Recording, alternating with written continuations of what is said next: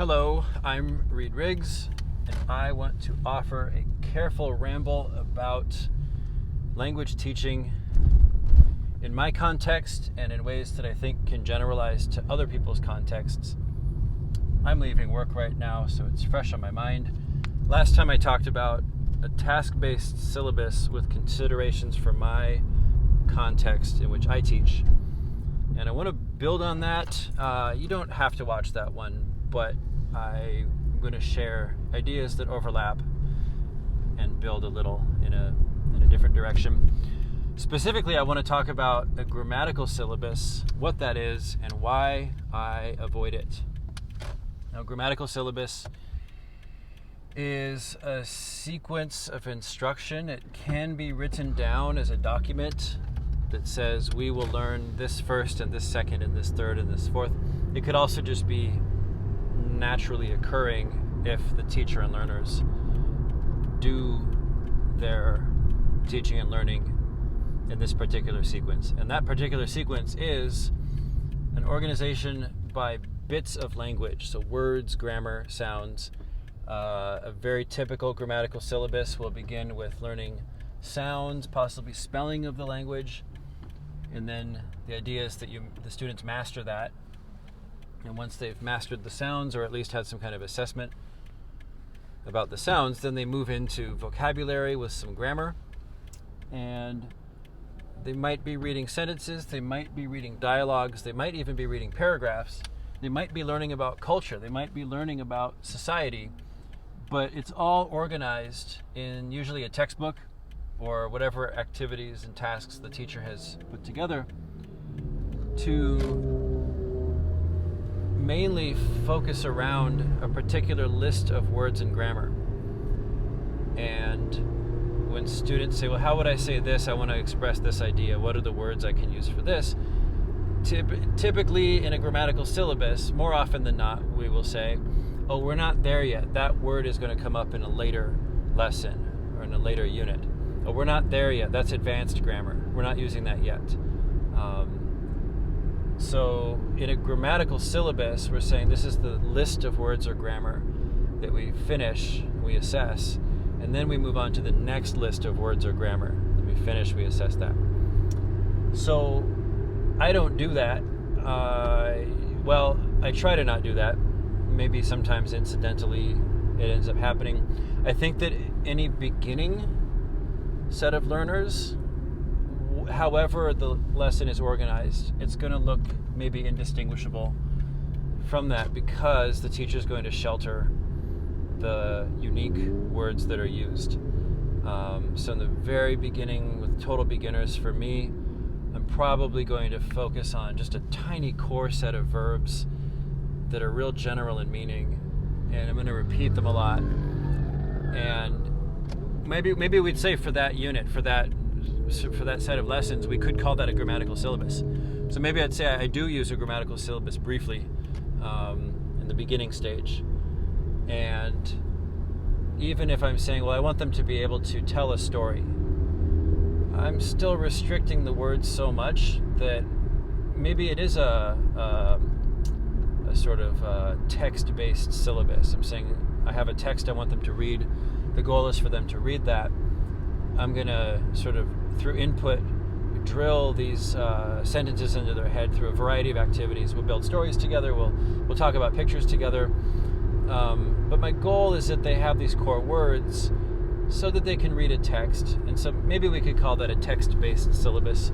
But the lessons are, in the very beginning, the lessons are going to be so focused on a hyper-sheltered, hyper-selected set of vocabulary.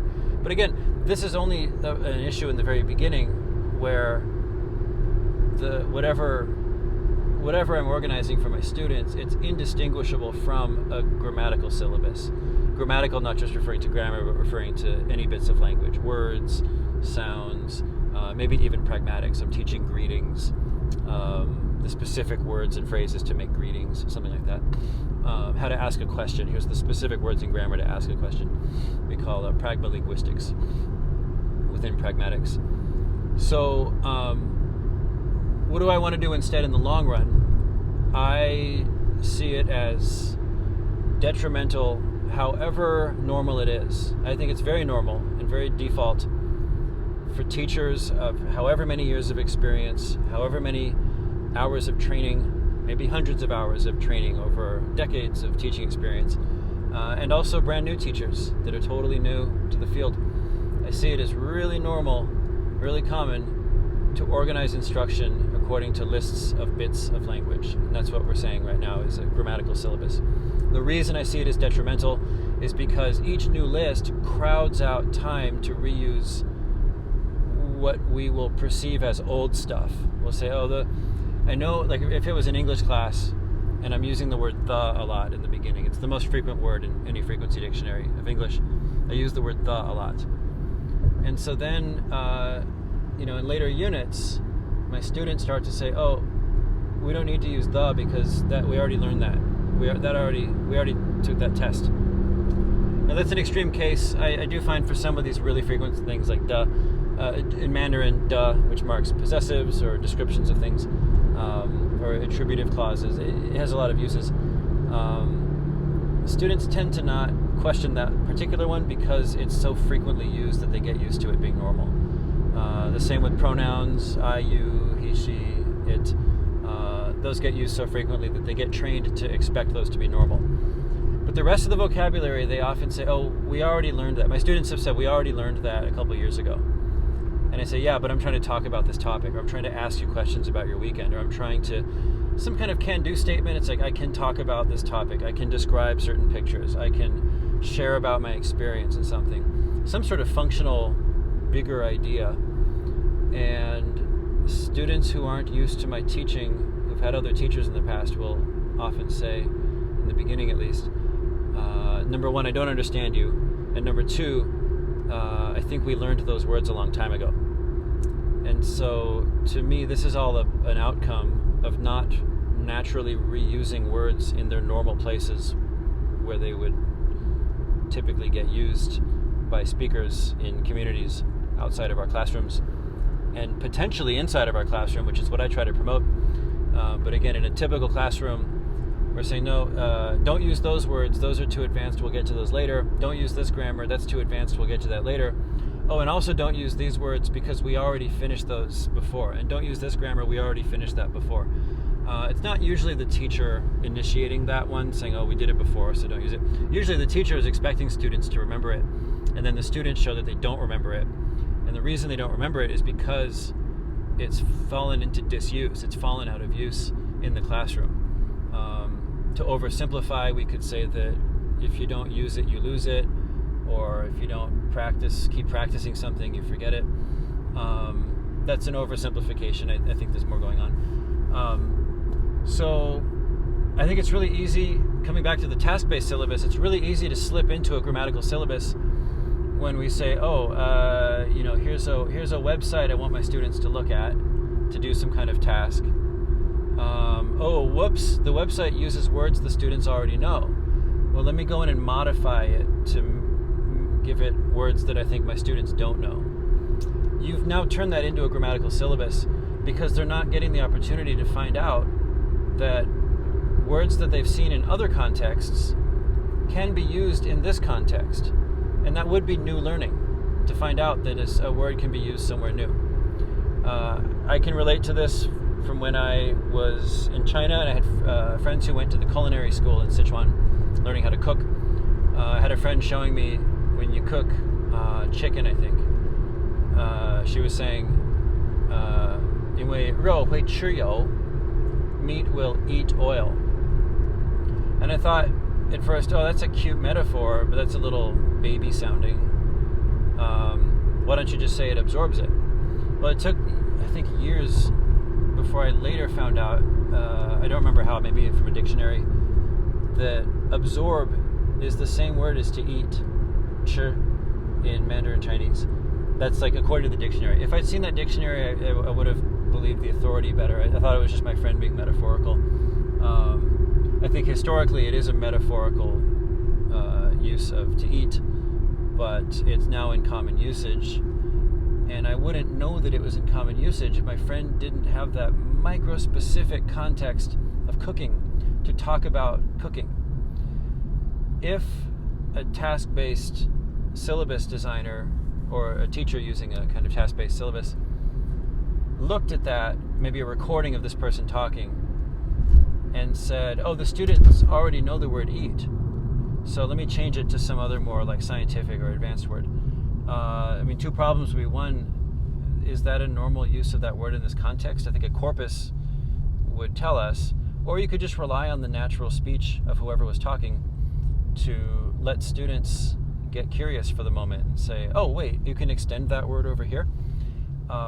That's where natural language use gets so complicated beyond explanation and complicated beyond something that can be put in a list and complicated beyond teachable from lists.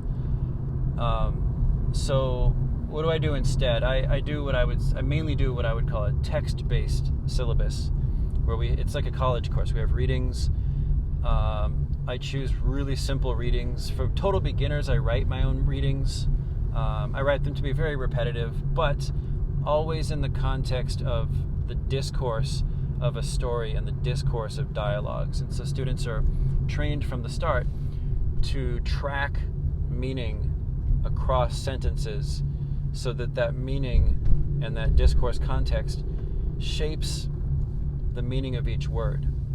I know that it's normal in a grammatical syllabus kind of lesson where we'd say, oh, here's a word, let me give you 3 different sentences that are from totally different topics to demonstrate the meaning and the grammar.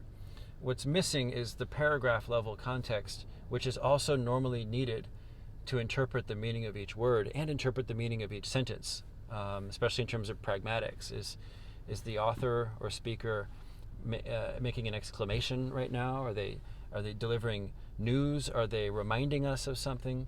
Are they asking a hypothetical question? Are they asking a genuine question that someone should respond to, maybe in a dialogue in a story? These are all things that can't have meaning without discourse context. And so I find that texts that are, coherently, not texts of random sentences, but texts of a coherent story. I use news articles that are leveled for the different levels of my students. News articles teach current events and teach about society. So we're actually learning what a lot of educators would call culture. I like to call it society. I don't think a lot of Chinese people would call the news that we're reading culture. Culture has more of a traditional sense to it, to Chinese people, as I understand it. So that's what I do. It's a sequence of texts that we're going to put together to write essays, to speak about certain thoughts, following kind of essay kinds of questions. But we're not saying we learn this set of words now, test this set of words, however, not through performance, not through writing, not through anything. I don't care which words the students use, as long as I understand them. And I can make the content of the performance, the summative performance, more complicated as they improve, as their proficiency goes up or as our years go on, so that students would need new vocabulary that they get from our news articles in our course. So that's my actual solution. I don't do any sort of like classroom-based task as a summative to say, ask to go to the bathroom or ask if you can use your computer, and that's going to be the summative. We could do that at the very beginning, have a series of classroom commands or classroom procedures, and students show their understanding of it. We could do that. I've never done that. I've seen other teachers propose doing it, and I think it's fine in the beginning. But I do like for our classroom to be both inward-looking and outward-looking. Inward-looking through our procedures and our community building. We talk about ourselves. We talk about the calendar and our weekends. But also outward-looking, where we're learning about current events going on in the world outside. So those are my thoughts about syllabus design that go with the first video that I made. Thanks for listening. I'm on my way home. Until next time.